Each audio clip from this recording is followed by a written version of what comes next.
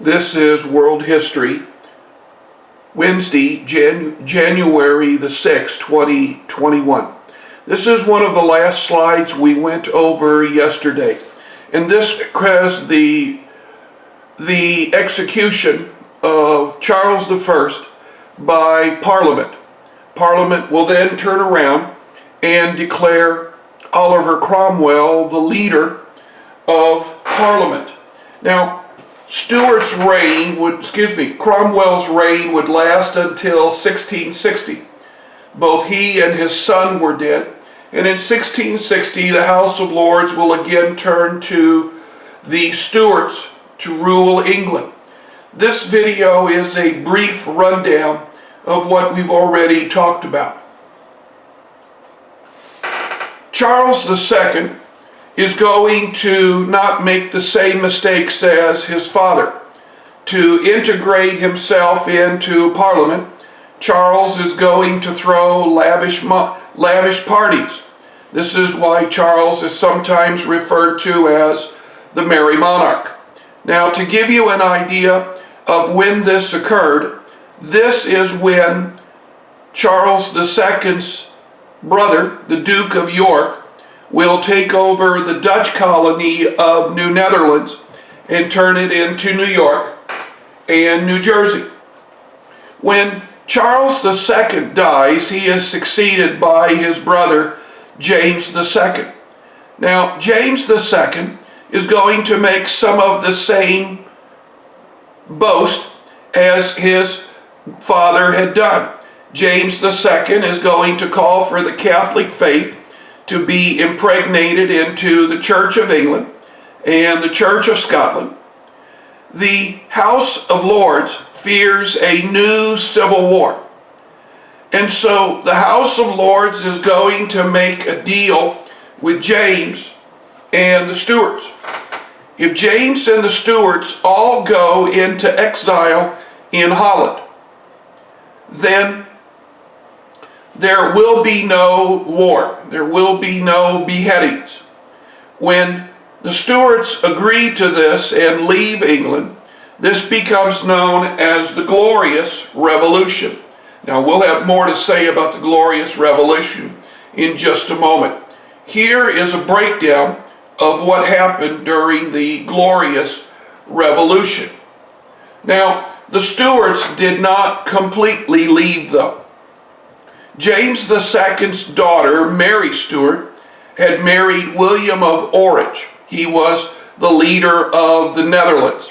And together they co-ruled Holland and Great Britain, or what we call co-regents. This would continue until 1714. In 1714, when Mary will die, Parliament now will go to the House of Hanover. Hanover is a German duchy, and they will call upon their family to rule Great Britain. The House of Hanover still rules Great Britain to this day. Now, the English Civil War was fought in stages. There was the first stage in which the end came with Charles I being beheaded. And the second stage was a non-war in which we have the Glorious Revolution. But in the 18th century, that would be the 1700s, a Stuart by the name of Bonnie Prince Charles will bring a Catholic army over from France. They will land in the northern part of Scotland, and they will attempt to overthrow the British Hanovers. The Jacobites, as they called themselves, will battle the British army at Culloden in northern Scotland. When the Jacobites, the army of Bonnie Prince Charles, are defeated, this is truly the end of the British Civil War. This here is a video that talks about the Battle of Culloden. Now, here is our map. And here we have the Battle of Hastings. Here we have the Battle of Naseby, we talked about yesterday. And up here we have the Battle of Culloden. Now, make sure that you know what each of these three X's stand for. They will be part of the quiz that will be coming up early next week. With the English Civil War, the question is, who will rule Great Britain? Power had been shifting to Parliament. Power began to shift to Parliament at the beginning of James I's reign, and will continue to shift more and more duties to Parliament during the reign of Charles I, Charles II, James II, and William and Mary. Now, who exactly is part of Parliament is also going to change. During the Magna Charta, that's when Prince John is going to first give up power from the crown. The king is going to call upon his vassals, his noblemen, for ideas. We sometimes refer to this as a privy council. During the Glorious Revolution, though, power is going to shift to those men who own property and pay taxes. These men are called commoners. Now, Parliament will be divided at this time into two houses. The House of Lords, in which the only people who can stay are people who are born aristocrats, and the House of Commons. And the House of Commons in those days was anyone who owned land and paid taxes. It was during the House of Commons that power is going to shift from king to House of Lords to the House of Commons. By the time the Hanovers take over, the House of Commons has a majority of the power.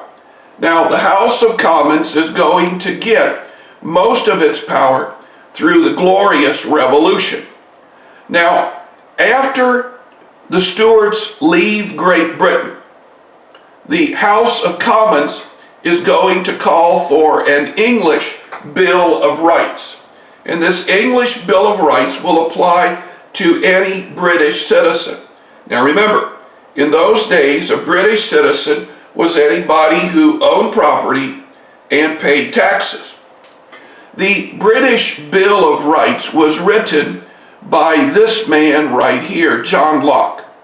John Locke wrote about the freedoms that all Englishmen may have. Locke is going to be a person who has a great deal of knowledge, or what we are beginning to call in those days an enlightened thinker. Now, many of Locke's ideas are going to be taken over by Thomas Jefferson when he writes the Declaration of Independence. And enlightenment was first seen in the English Revolution.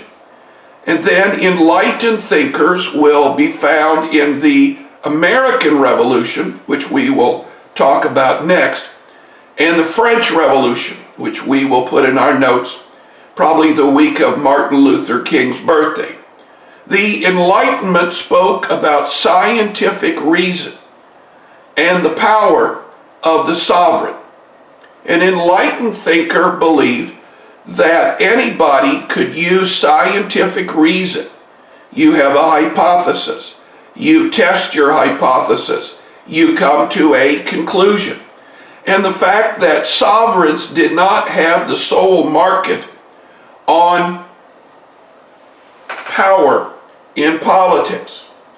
We've already said that in 1607, this would be during the reign of James I, that the first successful settlement, Jamestown, was formed. By 1619, Virginia was a thriving colony. Now, Virginia was created to make money. By the time of the American Revolution, the British would have 13 colonies. And each of these colonies was started for a different reason. However, we can take the 13 colonies and divide them into 3 separate groups. A royal colony is any colony where the governor is appointed by king and parliament, and the colony exists for the mother country. In other words, the colony is there to make money. Virginia would be a very good example. The 2 Carolinas would be an example.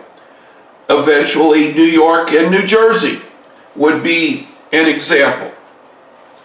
Another group of colonies were called proprietary colonies. A proprietary colony is where the king owes a large amount of money to a particular family. Let's use Pennsylvania as our example. The king, in this case Charles II, owes a great deal of money to the Penn family. Now the king doesn't have the money, so the king offers to give land to the Penn family to pay off the debts.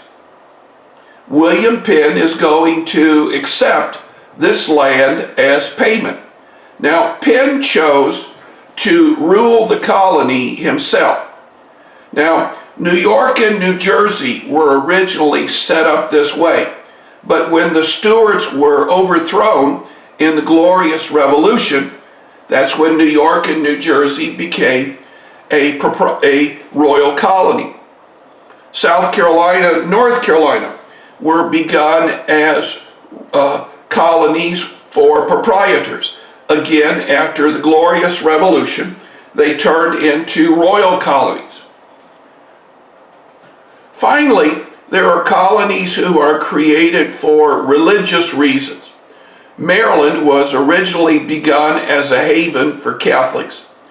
Plymouth was originally begun as a haven for pilgrims.